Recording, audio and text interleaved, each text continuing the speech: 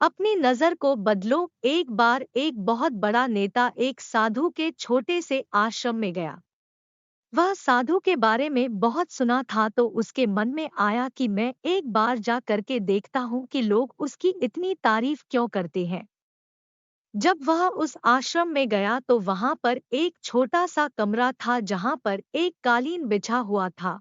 वहां पर कुछ लोग नीचे बैठे हुए थे और साधु जी सामने बैठे हुए थे। कुछ सवाल जवाब चल रहा था, लेकिन यहाँ पर ऐसा कुछ भी नहीं हुआ। साधु व्यस्त होने के कारण उसकी तरफ देखा तक नहीं। तभी नेता को लगा कि यह मेरी बेइज्जती है और वह इस बात से गुस्सा हो गया। नेता ने थोड़ा गुस्से से साधु की बात को बीच में काटते हुए कहा कि मैं आपसे कुछ कहना चाहता हूँ। साधु ने उसकी तरफ देखा और बोला, आप थोड़ी देर रुकिए, पहले मैं इनके सवाल का जवाब दे दूं, उसके बाद मैं आपसे बात करता हूँ। तब तक आप अगर चाहे तो आप बैठ सकते हैं। बस साधु का इतना कहने की ही देरी थी। नेता का चेहरा गुस्से से लाल हो गया और फिर उसने अपना सारा गुस्सा उस साधु पर निकाल दिया। अभी तक वह नेता बहुत तमीज से आप कह करके बात कर रहा था, लेकिन अब वह तू तड़ाक पर उतर आया। नेता ने उस साधु को कहा, तुझे पता भी है मैं कौन हूँ और तू किससे बात कर रहा है? साधु ने उसकी तरफ देखा और कहा, मुझे इससे कोई फर्क नहीं पड़ता है कि आप कौन है, लेकिन आप जो कोई भी है, अगर आप चाहते हैं कि मैं आपके सवाल का जवाब दूं या आपसे बात करूं तो आपको कुछ देर रुकना होगा। और साधु की यह कहते हैं, नेता गुस्से से पागल हो गया और वहीं सबके सामने चीखने चिल्लाने लग गया। अब मैं तुझे तेरी असली औकात दिखाऊंगा। तूने मुझसे पंगा ले करके ठीक नहीं किया। तुझे पता भी है मैं तेरे बारे में क्या सोचता हूँ। साधु ने फिर से नेता की तरफ देखा और बड़े ही प्रेम से कहा कि मुझे इससे कोई फर्क नहीं पड़ता कि आप मेरे बारे में क्या सोचते हैं। आप जो चाहे वह मेरे बारे में सोच सकते हैं। फिर नेता ने उससे कहा कि तू चाहे सुनना चाहता है या नहीं, लेकिन मैं तुझे यही सब के सामने बताऊंगा कि मैं तेरे बारे में क्या सोचता हूँ। तू कोई साधु नहीं है, तू एक बहुत ही घटिया इंसान है। तू एक ढोंगी है, पाखंडी है और यहाँ पर जितने भी लोग बैठे हैं उन सबको बेवकूफ बना रहा है। तेरा बस एक ही मकसद है, इन लोगों की जेब में जितना भी पैसा है वह सब तेरे पास में आ जाए। तू अपने फायदे के लिए इन लोगों का इस्तेमाल कर रहा है और अब मैं तुझे नहीं छोड़ने वाला हूँ। पूरी दुनिया के सामने तेरा पर्दाफाश करके रहूंगा।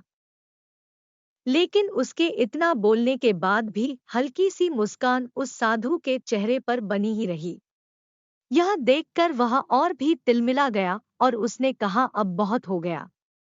अब मैं यहाँ एक मिनट भी नहीं रुकने वाला, लेकिन अभी भी तेरे पास मौका है। अगर मुझसे माफी मांगनी है या मुझसे कुछ कहना है तो कह सकते हो। इतना सब होने के बाद भी साधु के चेहरे पर एक मुस्कान थी और वह बिल्कुल शांत था। और फिर उन्होंने अपनी आंखें बंद करी और फिर साधु ने अपनी आंखें खोली, हाथ जोड़े और कहा कि मुझे आपसे कोई गिला शिकवा नहीं है। आपके लिए मेरे मन में कोई भी गलत ख्याल नहीं है। जो भी मेरे बारे में आपने कहा वह आपकी अपनी सोच थी, तो मुझे आप में कोई भी बुराई नजर नहीं आती है। मुझे आप बहुत ही भले इंसान लग रहे हैं। और साधु के इतना कहते ही नेताजी का दिमाग सातवें आसमान पर पहुंच गया। उसके चेहरे पर एक अजीब सी खुशी थी, क्योंकि उस साधु ने वही कहा जो बाकी सब लोग उस नेता को कहते हैं। और वह खुशी खुशी उस आश्रम से अपने घर की तरफ चला गया और जा करके अपने पिताजी के साथ में बैठ गया। उसके पिताजी ध्यान में थे। उन्होंने पूरी जिंदगी सिर्फ लोगों की सेवा करी और बदले में कुछ भी उम्मीद नहीं किया। तो थोड़ी देर बाद जब उन्होंने अपनी आंखें खोली और देखा अपने बेटे को अपने साथ बैठे हुए, तो उनके बेटे के चेहरे पर आज एक अजीब सी खुशी थी जो आज से पहले उन्होंने कभी नहीं देखी थी।